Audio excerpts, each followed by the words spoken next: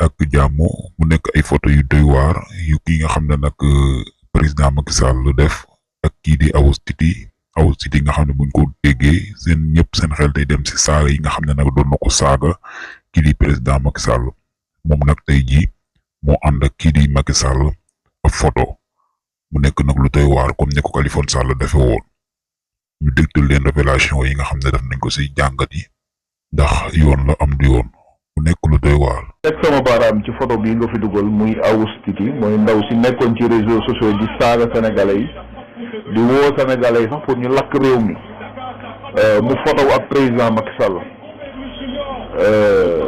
photo bi nag ma am ci lu ma metti trop ndax ku mel ni kenn waru ko boole président muy photo ak moom xaw ma nag ndax président xam na comme déet dafa mel ni rek Khalifa Sall dafa mel ni Khalifa Sall même ba mu photo ak moom après am na ku ñëw ne ko kii nga photo wool est-ce que xam nga ko mu ne ko kan la ñu ne ko mooy Kali da la doon saaga jox ko vidéo yi ndekete sax vidéo yi mu ko doon saaga sax daaw ko gis est-ce que loolu tamit dalu ko ci Awoush mii monsieur le ministre ba mu doon wax xam nga fii Awoush dugal na fi benn vidéo mu naan monsieur le ministre gis naa xaalis mi ngi nii waa APR yi waa kër Amadou Ba yi ñoom ñëpp ñu dugg fi di weddi naan dafa wax nii rek waaye ban monsieur mi donc Awoush kon monsieur le ministre ba mu waxoon ni gis na yóbbante bi gis na xaalis bu ko yow loolu dëgg la woon kon donc kon daal suñu autorités yi ñoom ki leen di saaga ki leen wax lu bon kooku lañ gën a respecté waaw ki fexe ba président Macky Sall photo ak Awoush est-ce que du fexe pour président Macky Sall mën a gisante yenn kilifa yi nekk ci réew mi wóor pour gis ko parce que keroog dégg naa Ahmed Khalifa Niass mu ni gëj na gis président te day sàkk pour gis ko des fois daf koy jafe kilifa yu mel noonu je pense que fexe ñu gisanteeg président di ko wax li xew ci réew mi moo gën fuuf ay yenn ci kilifa yi di fexe pour président di photo woo ku mel nii donte nag président moom n'importe qui du ko nekk xam naa moo tax pour nit nekk président du yomb parce que président day mën a baale di mën di jéggale donc président Macky Sall xëy na bokkul ak ñun te sax man daf ma wóorul sax est-ce que président Macky Sall xam ne na ndaw si est-ce que xam na kuy kii est-ce que du kenn ci autorité yi rek moo am ak relation ak ndaw si ñëw fexe présenté président Macky Sall booy bi mais kooku est-ce que xalaat na naka la nit ñi ban maanaam naka la nit ñi di gisee lii am na ñu nekk biir APR ñu nekk biir Benno dàqa xeexal président nekk ci panel yi fu nekk ak ci réseaux sociaux yi c'est sûr que lii musuñu ko am ci président lii moo tax yu bëri di am di mer lii moo tax ay frustration di am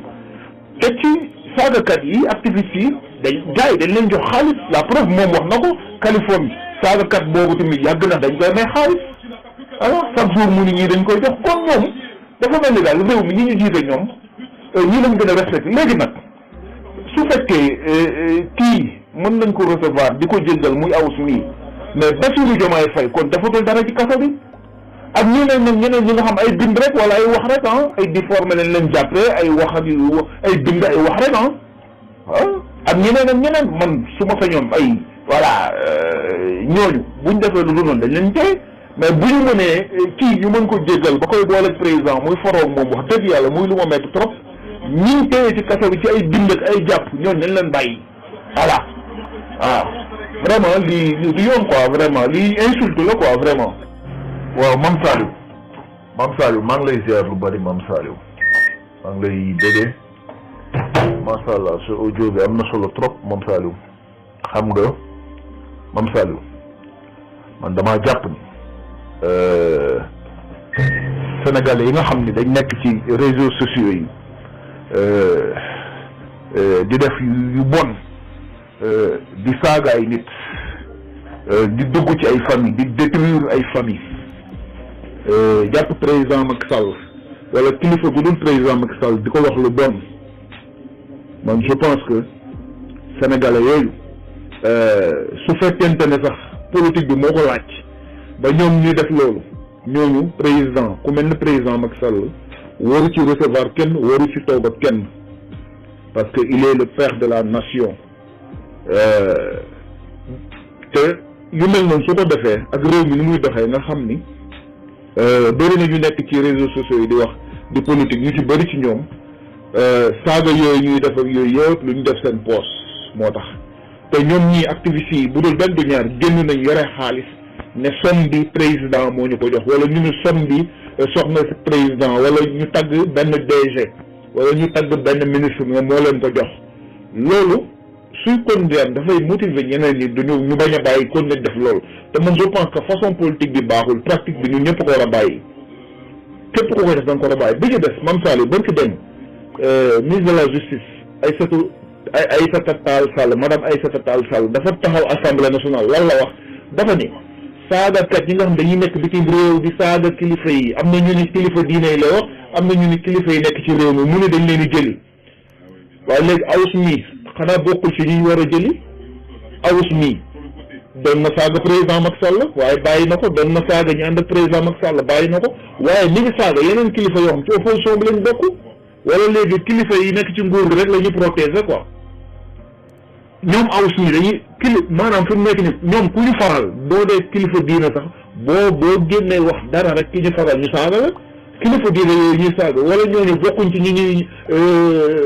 leen di saaga bitim réew kon war a leen jël kon daal ñoom ñi nekk ci nguur gi daal ñi leen di saaga ci réseaux sociaux yi ñoom la ñuy topp dem jëli leen bitim réew quoi yeneen kilifa yi nga xam ay citoyen lañ am ay mbooloo am ay nit ci réew mi ñooñu ku leen di saaga seen yoon new ci man je pense que en tant que ministre booy demee bay def benn maanaam action da nga ko war a def pour Sénégalais yëpp léegi madame Aïssata Tall Sall ministre de la justice génn wax ne dañuy leen jëli duñ leen bàyyi dinañ topp ñu nekk bitim réew di saaga kilifa yi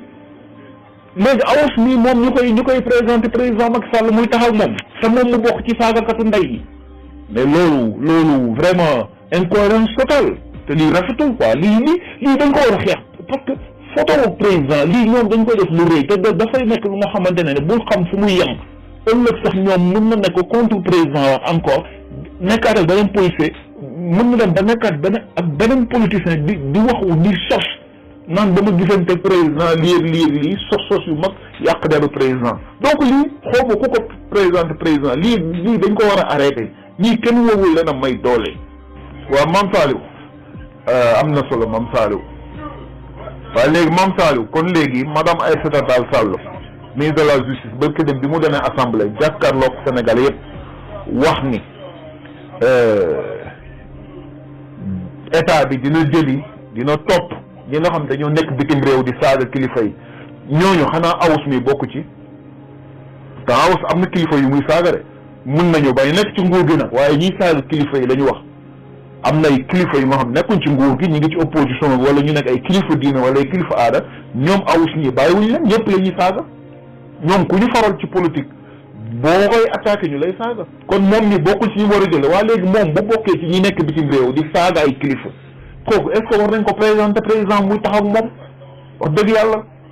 nit la citoyen la mais citoyen bu nga xamante ne nii dafa nekk contre Sénégal mais am na ay sénégalais yu nga xamante ne nii mais ñooñu dañ nekk ay sénégalais lañ mais dañ nekk contre Sénégal di laaj ay yeneen affaire